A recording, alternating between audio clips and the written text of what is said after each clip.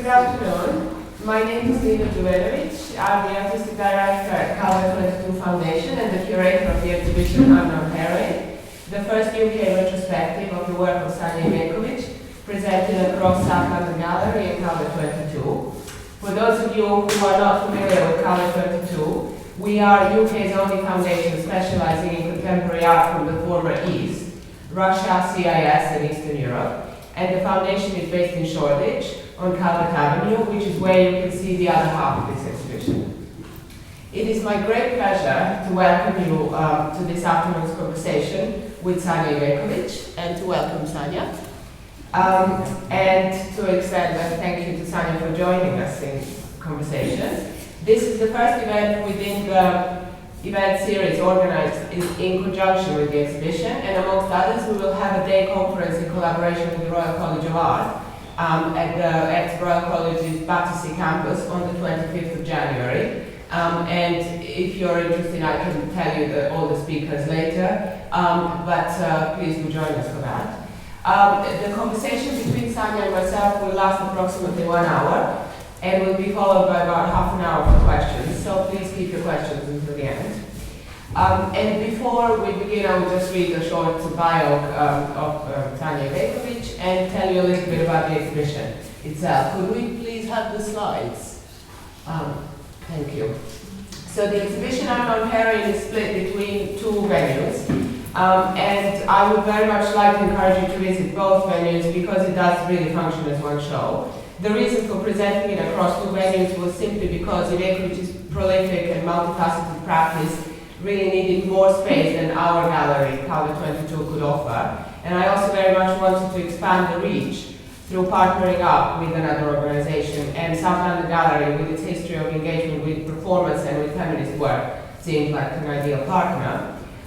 In terms of the curatorial vision of the exhibition, it is loosely divided into works which deal with the construction of female identity across private and public realms at South London Gallery, and works engaging with the transition from socialism to free market capitalism and today's world at Calvert 22, and engagement with the construction of collective memory, memorials, and historical amnesia is present across works in both galleries. So we just wanted to show you a few images of Calvert 22 just to whet your appetite, but we do hope that you will make it to the other half of the show.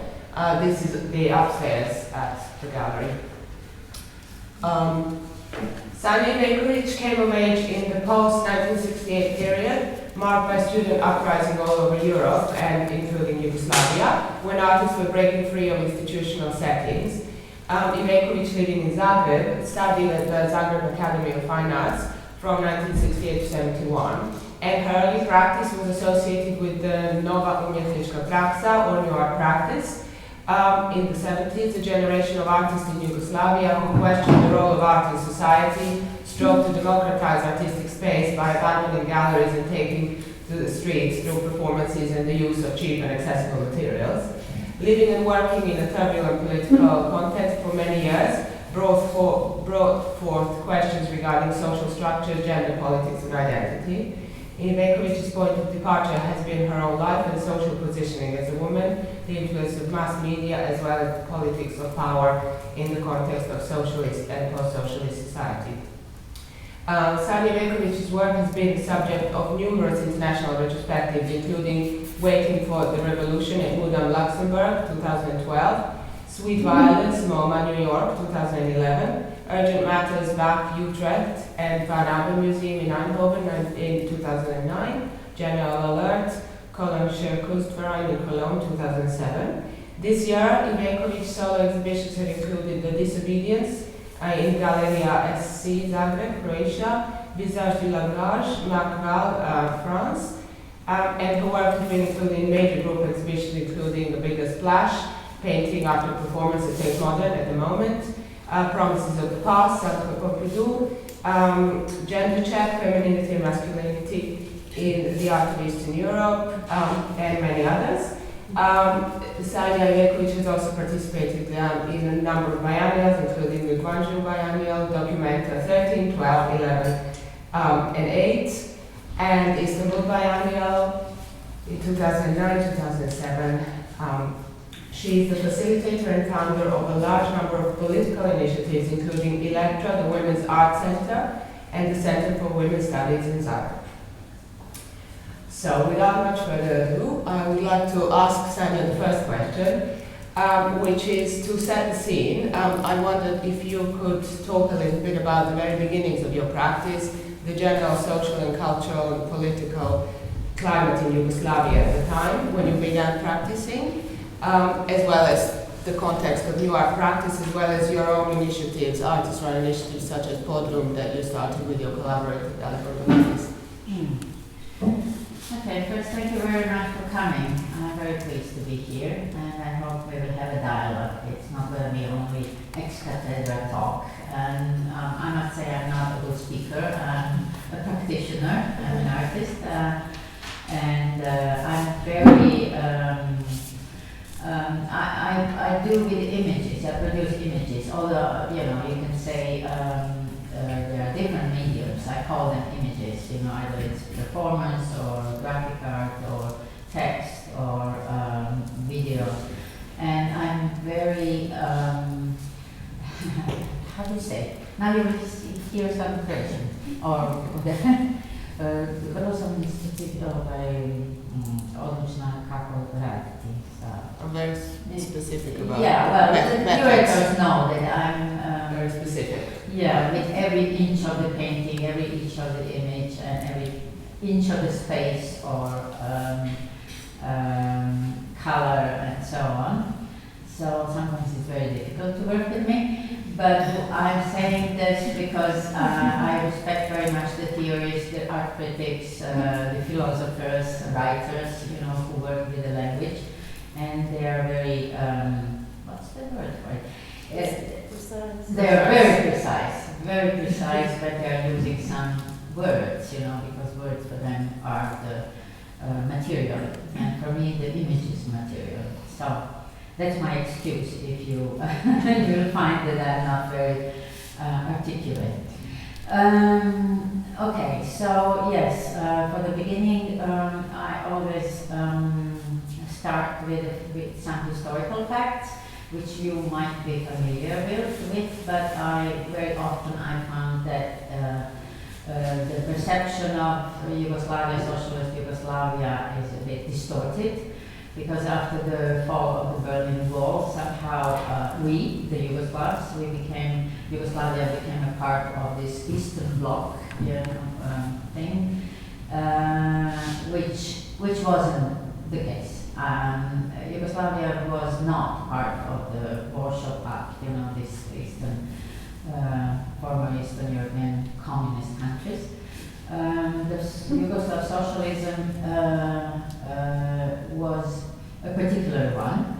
So, of course, we share the same ideology, the one-party system, and the other ideology. But, you know, during Tito's time, who was very smart, let's say, to balance between NATO and Warsaw Pact. We were very free to travel. The standard of living was higher, and the official art in Yugoslavia, socialist Yugoslavia, was abstract expressionism, modernism, you know, abstract paintings. So social realism really didn't happen for a long time, maybe a little. So when I started when I studied with the professors who were from the older generation, and of course, you know, like Lina mentioned, I'm, you know, part of this 68 generation, and this rebellious spirit was in the air, and of course the academy, you know, the institutions, this typical state institutions were first to be attacked by artists and by young people. So one of the first things I did in the academy, I mean, before we were this kind of generation, and we occupied the academy for a day only or two, but we were very keen to dismantle all this modernistic paradigm, you know, this genderless art, this formal approach to the art, because we were familiar with what's happening around the world. The conceptualism was something that we learned from the magazine, not really in direct contact. But we, as Lina mentioned, we thought that the first thing to do is to get out of the institutions, out of the galleries, out of the museums, which are state-run. And this means that you have to develop a different kind of method of working, material. But although superficially, if you know a little bit about the conceptual art, the beginning of conceptual art in Yugoslavia, you would find there are very many meeting points, common points of dealing with the material, dealing with text, dealing with, we were trying to use video because there were no equipment at the time in Yugoslavia.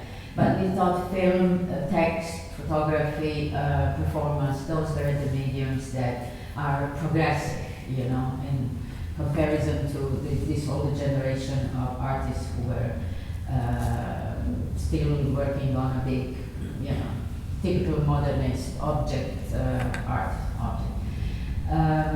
But what I wanted to say is that superficially it looks the same, well, very, very much, the same, but obviously the political social context was different. And I very often say that when we came out to the street to reach the audience, the non-artistic audience, it wasn't only a way of changing your art practice. We were really we were brought in socialism, and there's still this bright new utopia ideas about sharing with the people, sharing art with the people, and that was the idea, to come out and actually, do art, do our practice, which would reach the people, not to be confined to the galleries or spaces where obviously only elites would come, or intellectuals that, or artists or art critics. But of course, our language, our practice was so radical that obviously this idea that we would continue our practice, in the streets, in the factories, in places where common people or working class kind of people would appreciate this kind. It was an illusion. So we are back to the galleries. But we continue our practice, in every space we find which is suitable, And one of the initiative, which we called podrum, which means a room under it. It's like cellar. Dalibor Martin is my partner at the time, an artist. Also, we both were lucky to somehow rent this space. We find this abandoned space, actually the cellar, and we decided to invite other artists to start our all artist-run center, which was really the first one in Yugoslavia at the time. So for a couple of years we were working, doing exhibitions, lectures, inviting the artists from abroad, and we developed a different kind of,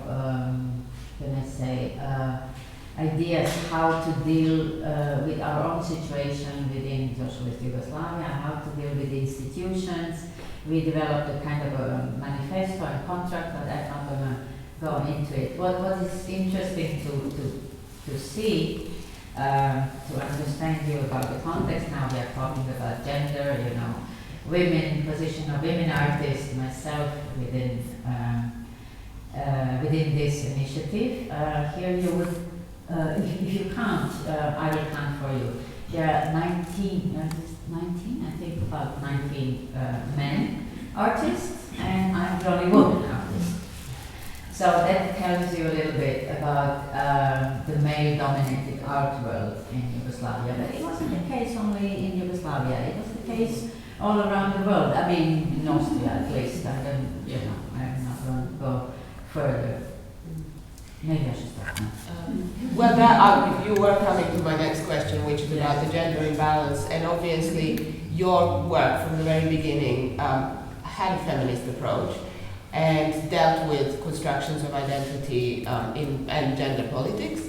And I wondered whether at the time you thought of yourself as a feminist artist, and also the second part of the question is, how did your predominantly male peers respond to your work, and how was your work received internationally as well? Right. So I was, as I said, I was the only women artist accepted within this group. So, and I honestly thought at the beginning that it was a big, how can I say, big success, because obviously the men artists were important one, and there were no many women. And since at the time the feminist art was, not known at all, I thought my art practice is accepted by this important artist men. But of course, very quickly I start to question, what's wrong with women? Why am I the only one? And why were you the only one? Yeah, because I was probably. I mean, this is something that I was thinking about recently, because I met my friend Lina Džuverović, who's of my generation, right? And she still is saying that the gender question was not a question in Yugoslavia. We were equal. Of course, equality policy was nominally in power, to say. Yeah, it was officially endorsed. Yeah. But the artists, as all over the world, I guess, are a privileged minority. I mean, we're coming from a middle class background, most of us, and that was the case in Yugoslavia too. And I guess Marina being one of, very wealthy family, although, her parents were communists, but we called them during the demonstration in '68 the red bourgeoisie. That was the official term that the student demonstrators are like, down with the red bourgeoisie.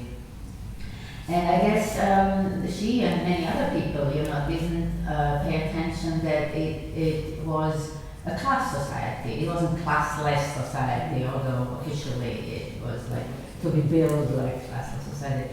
And many of women dealing with the gender, and the patriarchat was very well alive, beneath this official equal. In the private realm. Yeah, in the private realm, of course. And that means that a lot of women artists, who were, a great number of them were studied art and other university. As soon as they married or, start to face the real life, start to face that they have obligation at home, they would stop their career. And I was lucky because my family supported me, and I could continue, and this was something that probably Maria didn't realize, that there are other people over there, the women. And of course, within my peers, my artists, we were eager, we were like following this, was very radical ideas about art and so on. And we were equal in that sense, and there was no talk, about the gender, because this, as I said, genderless art is something that was still accepted as the only character of art.